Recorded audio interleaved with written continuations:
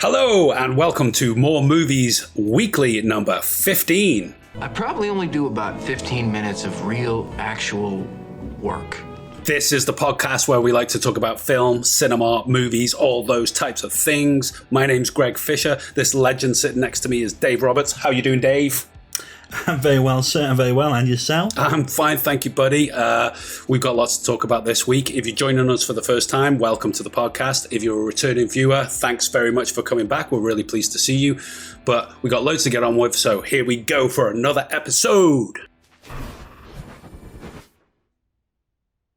So this week we have been watching a film on Netflix, brand new film called Fear Street, Part 1, 1994. This is a teen horror slasher. I suppose there's a little bit of comedy in there. This is about basically a bunch of teenagers that there's a lot of stuff going on in their little town. It's called like Shady Oaks or something like that. I can't remember what it's called. Something shady, wasn't it? It was something shady going on. Shadyville, I think. Shadyville. Very American. Shadyville. If it was in Great Britain, it would be called Shady Oaks, I'm sure. But it's not. It's based in America. You've basically got what I found to be an amalgamation of loads of different examples of this genre, all mashed together, regurgitated and spewed back out for our modern consumption via Netflix. Dave, I'm going to let you take over and tell us a little bit more about this in a more articulate way because I'm babbling now. Yes, Fear Street Part 1, 1994. It's basically based on a series of books, Fear Street, by R.L. Stine, who of course wrote the Goosebumps series. Ah, did he? That's cool. I remember those. One of my favourites growing up. Absolutely adored them. There's over 150 of these books, so it's quite an extensive series over the last 30 years. More books than I've ever read in my life. They're like teenage horror monster books, just like Goosebumps is. Obviously, like Goosebumps, they're aimed at young adults, market young teens. Sure. 11 to 13, 15 maybe, something like that. Yeah. This film began back in 2019 with 20th Century Studios, as it now is, instead of Fox. But because of the pandemic and delays and all kinds of things, it's ended up landing in Netflix's hands. Good for us. Which is fantastic for us. The setup here is a trilogy of films. Yep. So this is part 1, 1994. There's going to be part 2, 1978. That's my year. 1978. I'm 43 years old. I also was the same age as the characters in this 1994 film. I was about 15, 16 in 1994. And they're all about that age in this. We'll go into it more afterwards. I'll let you continue now. But there was loads of things in it I was thinking, I remember this. I don't so much remember that. Anyway, you please continue. And there's going to be a third film, which is 1666, which is really going back. Salem witch hunts kind of time. Yes. So, I mean, the films were originally going to be released 1 month and then a month later and then a month after that. Okay. They've decided now it's on Netflix and it was going to be in the cinemas. Now it's on Netflix. It's digital distribution. They've decided it's each week. So we're having a 3-week bloody hell release schedule. Fair enough. Very compressed. Yeah, absolutely. It feels like an event. That's kind of a cool thing, really. If you think about it, that's never really been done before because theatrical releases, you used to have to wait at least a year. I remember Back to the Future 2 and 3 they were shot together and they were released quite close to one another, but there was still months and months in between. Yeah, I think it was the next year, wasn't it? And that felt close. It did at the time, back then. But now it's like sort of like, hyper fast, isn't it? It's like we're going to get another next week. This is really new. I mean, they've not dumped them on the same day like they do with some stuff. No. But it's certainly creating, it seems like an event out of it. And it's a bit like a mini series. Sure. The fact there's 3 parts and they're putting them out. What's interesting about this one is, like you say, the next one's 1978 and then the one before that is 1666. So they're working retroactively in a sense. The most modern one is the 94 and then we're going back through time to find out why the events that happened in 94 happened, what happened, however many years before that, 16 years before that, what happened then. I mean, there's lots of references in this one. There was a killing spree in the 50s. There was another one in the 60s. Then obviously the one in the 70s. They do reference it within the film. So there's a lot of Easter eggs lying within this film that we are yet to find out about. And in a sense, we have to watch these sequels to appreciate it, yeah. What's gone on. I mean, talking of influences for this film, it's definitely smacks of things like there's, for example, one thing that's not horror, it's got a Breakfast Club element to it. All of these rejects that are sort of like in a little gang together that end up being the main, protagonists of the movie. And so then, of course, you've got things like Monster Squad from the 80s, Friday the 13th. There's elements of like Jason sort of thing going on there. The Blair Witch Project, which you said to me yesterday when we were discussing it, there's definitely an element there. We got the witch element in it. Scream, of course, which was a 90s slasher movie. That guy with the skull running around stabbing people, that was a direct reference to Scream, no doubt. You got Texas Chainsaw Massacre. You've got things like The Shining, where he's axing the door. That bit, I was, almost the shot was almost perfectly matched. I thought that's just like Jack Nicholson hacking through that door in The Shining. It is, and obviously something like Halloween as well, of course. Yeah, I mean, Scream, the whole opening section is just a parody of the opening of that. Yeah. And I Know What You Did Last Summer and stuff like that. It's definitely a reference heaven film. It's like Tarantino does horror. It is a bit, yeah. There was like spot this reference, spot that reference. Oh, he's a little bit like Jason. He's a little bit like Michael Myers. She's a bit like, do you remember The Ring? Yes, yeah. That kind of thing going on there. There was all of these ones. There was like a who's who of slasher movies. But it was nice that you, as well as you had this, like I say, this gang, this Breakfast Club gang of teenagers that have got to survive the movie together. You also had a gang of killers. It wasn't just one. Like with Halloween, it's just Michael Myers. He's the threat. He's the one coming for you. Same with Friday the 13th or Freddy or any of these. You've just got that one antagonist. Whereas with this, there was this collection of them. There was quite a lot of peril in that sense because there were so many of them coming after these kids, What was really interesting as well is, so it definitely had vibes, as you say, of Breakfast Club. I thought, Stranger Things. It's got a lot of those kind of, it's in some ways a coming of age teen movie feel. Yeah. On the other hand, it's a gore fest. I've seen worse. I've seen worse, yeah. A lot worse. But it's still pretty violent. There's fountains of blood everywhere. I have got to say, it contains the most creative kill I've ever witnessed to this date in all my years of watching films like this. The bread slicer. Oh, I couldn't believe that. I was sat here on my own watching it. I was like, oh my God, she got sliced. This is a symbol for you slicing his throat. But it was a kill that reminded me of The Punisher, actually, especially the video game version. It's like that kind sort of thing, drilling into the head or something. It was like, proper full on. So very violent in that sense, but as well as having this teen element. And it's interesting because, of course, these books are meant for young teenagers. Yeah. Yet this film is an 18. It is an 18. Film. I did think that as well because it's interesting. I mean, like I said, I'm 43 years old. I'm watching it and thinking there's a lot going on in there. I was looking at things like that AOL chat room that the lad is on. I thought, no one I know was doing that in 1994. If they'd done it just 4 years later, if it was 1998, I would have bought that more, would have thought, okay, we've got some sort of chat rooms and MSN stuff going on a few years later. But 1994, I thought, come on, guys, this is, It's a bit too early, and it's 4 years would have made all the difference. It would have. You can forgive it for the sake of the film, but it's kind of like, I thought, the music was there, the 90s music had things like Radiohead, Soundgarden, all of these kind of grungy kind of bands and that sort of, angsty teenager music going on, which was really cool. But I really enjoyed it. The styles were a little bit too modern in terms of the clothing. They weren't grungy enough. They weren't 90s enough for me.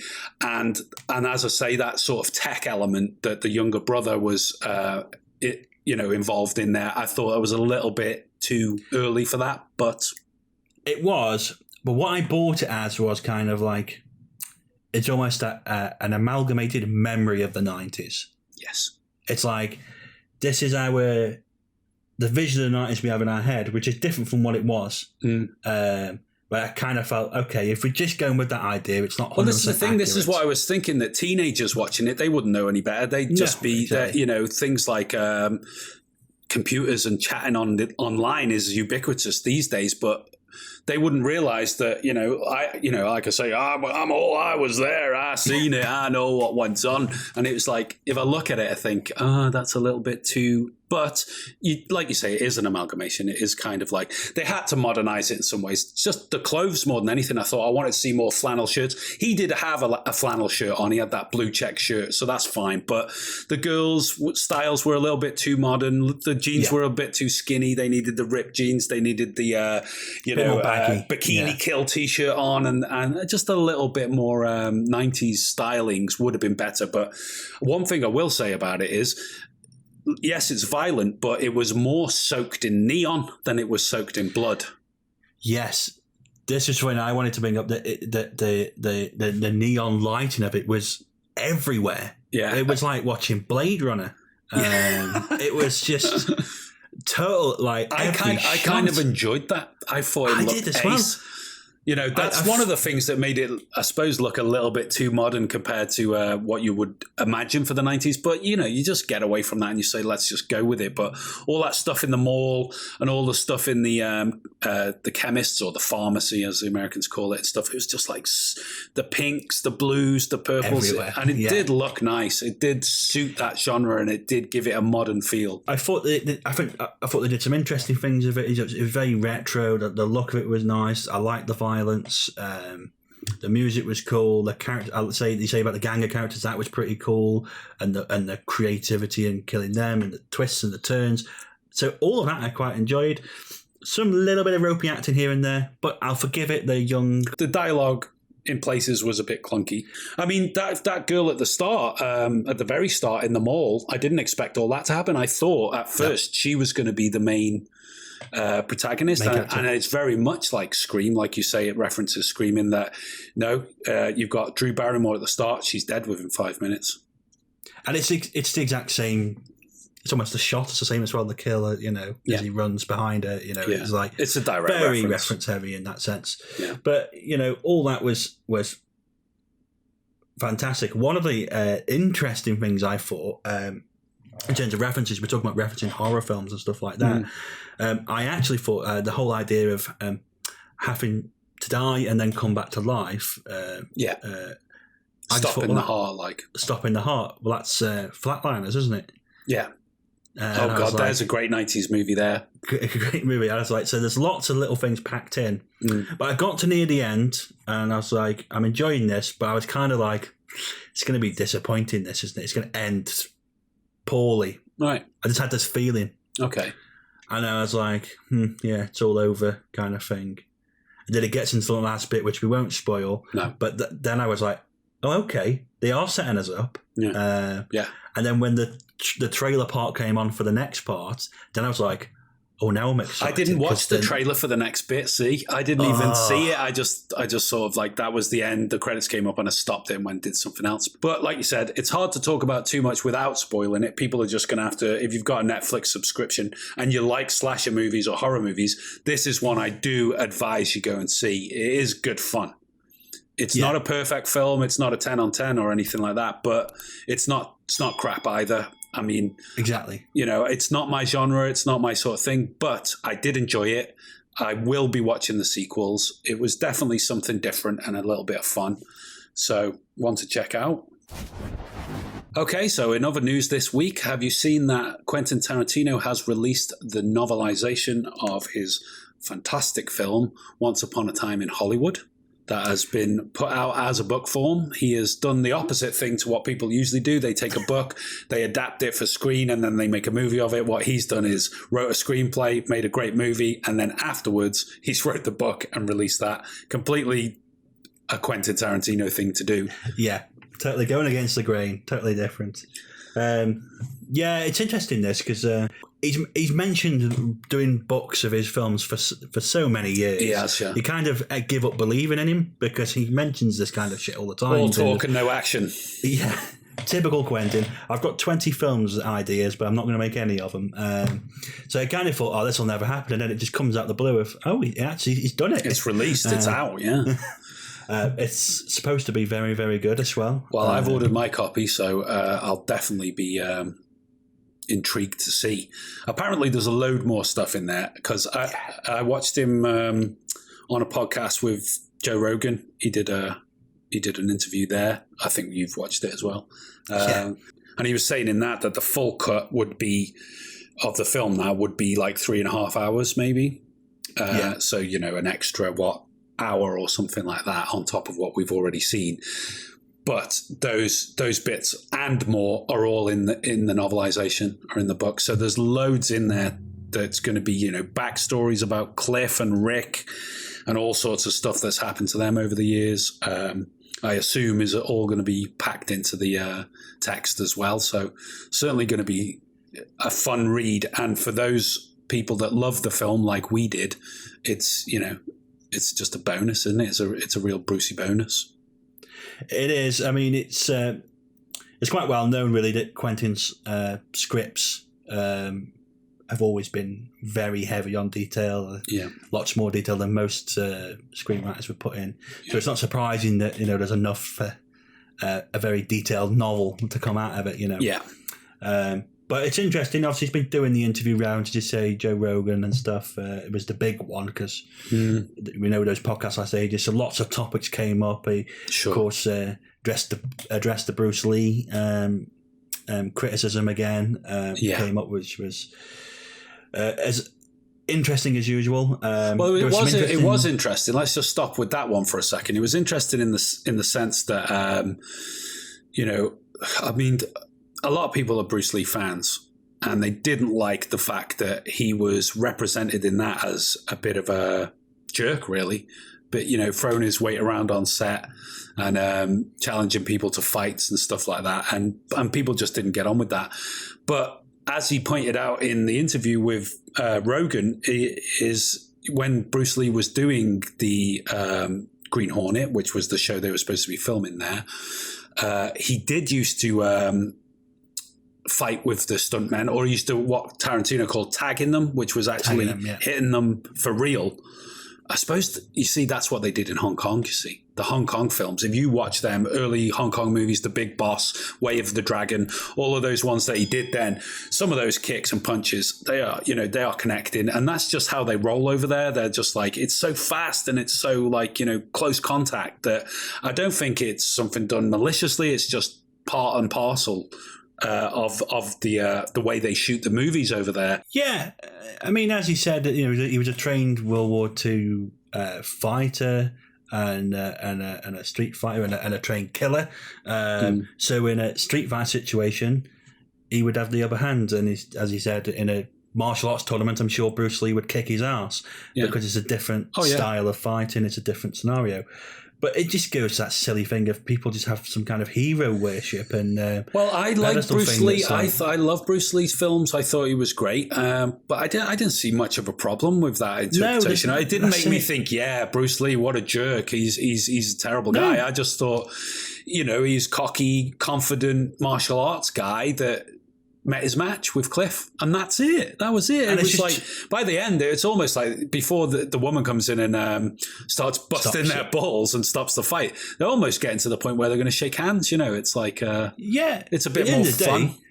It's just guys messing around, on a backlot. It's not like it's a fucking, I'm going to kill you. It's just a messing around, joyfully, It's an interesting interview as well. I mean, he's been on a lot of talk shows and stuff, but I think the Joe Rogan one was most interesting because they got into a lot of topics. And I thought there's some interesting things to take from it.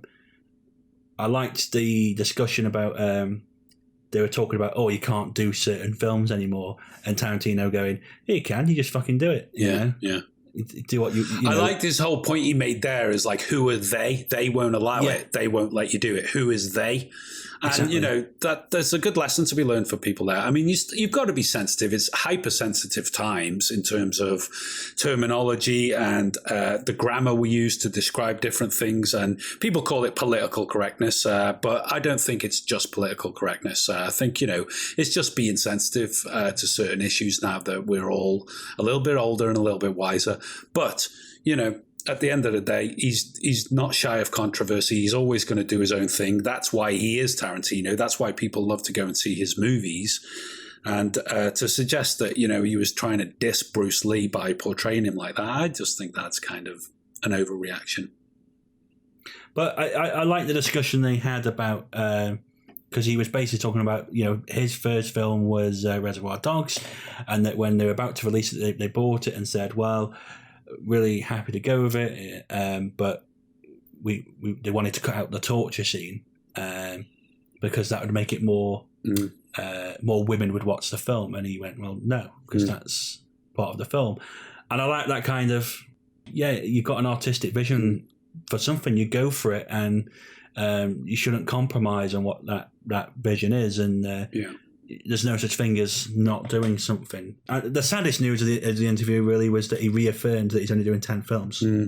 Yeah, but like we've said before, he can say it till he's blue in the face. We'll believe it when we believe it. But if it means he's going to write more books and like we've talked about before, he might do television, he might do some things. He just said he's not going to make any more movies after 10. But I don't think that'll be the last we've seen of Quentin Tarantino. It will never be the last we see of him. But, If it is only one more film, it is kind of like... better be good. But best be bloody good. Yeah, a Bruce Lee biopic. I don't care if it's Muhammad, Imad, Bruce Lee. You can't change fighters. And in more news this week, we just found out yesterday, sadly, Richard Donner, a great American film director and filmmaker, has passed away at the age of 91 years old. That's sad news. Another legend gone. There's quite a few different film legends gone recently, with people like Charles Grodin and stuff having passed away. And there's another one, Richard Donner. I mean, he's made some of the most iconic films in the last 40 years. Absolutely. More people from his generation are now passing away who were part of some of those iconic films, and what a career he's led, Well, that's it. I mean, to name some of the great films, I mean, iconic films like The Omen, Superman, of course, the first Superman film. Then you've also got things like the Lethal Weapon films, Mel Gibson and Danny Glover, and The Goonies is a big one. Scrooged, which we both said, we didn't even realize he'd directed that. But yeah, you were saying he had quite a illustrious career in television before he moved into film as a younger man. Yeah, so I mean, as many from that generation did, as we were discussing off of the show, that they get started in television and stuff from that era. But usually you kind of go, well, they did a few TV shows that you never hear of, but then looking over, and he worked on The Man from U.N.C.L.E., Gilligan's Island. He shot Twilight Zone episodes, including Nightmare at 20,000 Feet, the famous episode with William Shatner from the Twilight Zone, along with a few others. He worked with Steve McQueen on the Wanted Dead or Alive serials. So he was on a lot of television. And that ties in, obviously, to Bounty Law. Bounty Law, yeah. Which was a parody of that show. But he's Jake Cahill, and he lives by Bounty Law. So, yeah, worked a lot in that, and then he came back to it in the 90s, and he was executive producer on Tales from the Crypt, and I think he did a few episodes as well. So he was involved in a lot of things, as well as even later in producing, because he helped produce the first That was it. When I looked at his list, there was a hell of a lot of films he didn't direct, but he was still executive producer or producer on that were like, that one, this one, yeah. Yeah. Executive producer on The Lost Boys, which I didn't realise. Yeah, because when that first come up in the list, I thought, no, that's definitely Joel Schumacher, but then it was a different role for him, so yeah. But, I mean, the cast of Superman, they loved him. And when he got fired from that job by the Salkinds, the producers of the movie, who were a bunch of shysters, to be honest with you, when you look at the documentaries and stuff and the making of, you realise what a bunch of crooks they were. And, you know, the cast was gutted when he got replaced with Richard Lester to finish part 2 off and go on from there. Nothing against Richard Lester. I think they all liked him as well, but they loved Richard Donner. They really, he was that fatherly figure, you know, this kind of guy that, you know, all the cast and crew, they thought the world of him.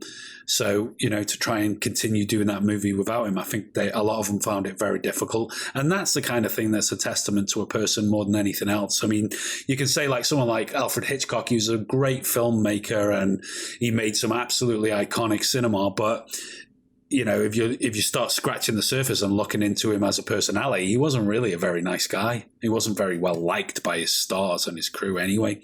Whereas Richard Donner was very well loved. Really, you know, that's a testament to the guy. Well, there you go. Great loss. R.I.P. Richard Donner. Big shoes to fill. We won't see his like again in a hurry. But no, absolutely. Like you said, that generation now, they're getting to 91 years old. That's what people call a good innings. Yeah. You know, it is a long life, well lived. So good on him for that. And brought a lot of us a lot of joy. And I personally did believe a man could fly after watching Superman. Still, for me, it's still the greatest superhero movie. It's got so much heart, and that's something he did very well, and he almost sort of made a blueprint for what was to come. You know, in the modern era, they still measure themselves against that first Superman film because it's so bloody good.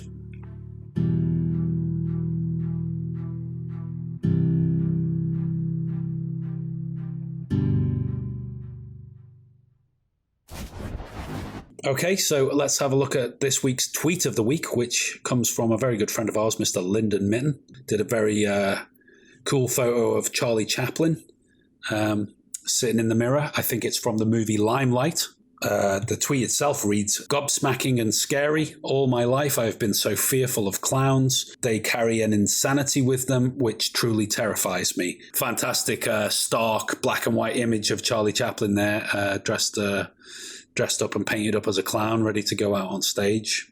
If you know the movie Limelight, you'd recognize it straight away. If you didn't, you might be fooled into thinking this was some sort of horror clown movie from the days of yore that you haven't heard of yet, because it's quite a scary image, really. Yeah, it's a beautiful image, but it is terrifying. Clowns do creep the shit out of me. But there we go. Tweet of the week from Lyndon Mitten. Follow Lyndon at Lyndon Mitten. He's always coming out with some really great photographs, some really great posts. If you're interested in photography, films, culture, all of that sort of stuff, he's a great account to follow.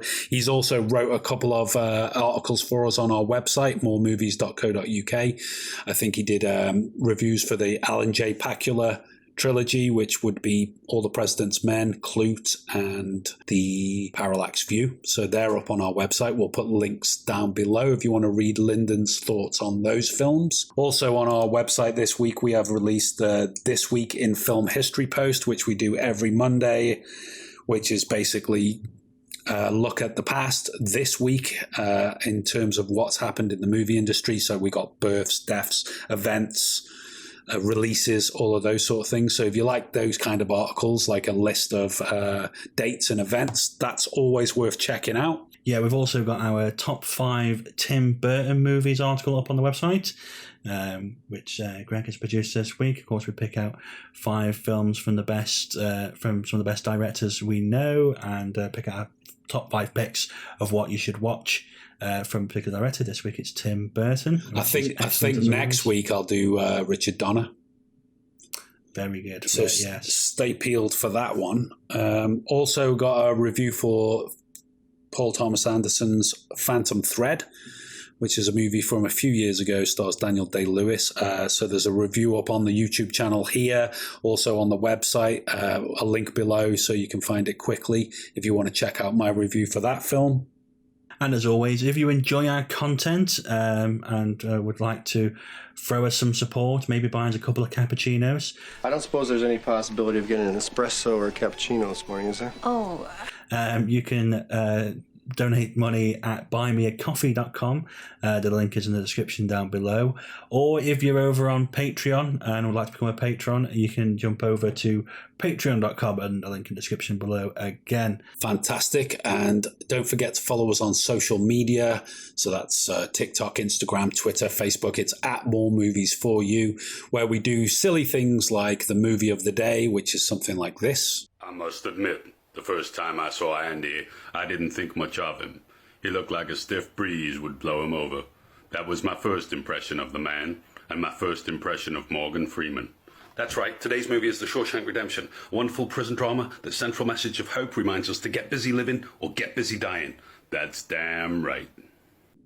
So that about wraps us up for another week, my friend. I think we'll come back next week and we'll be talking about the films we've been watching and also mentioning anything that's been happening in the movie news. I want to thank you very much for joining us both on this fine afternoon.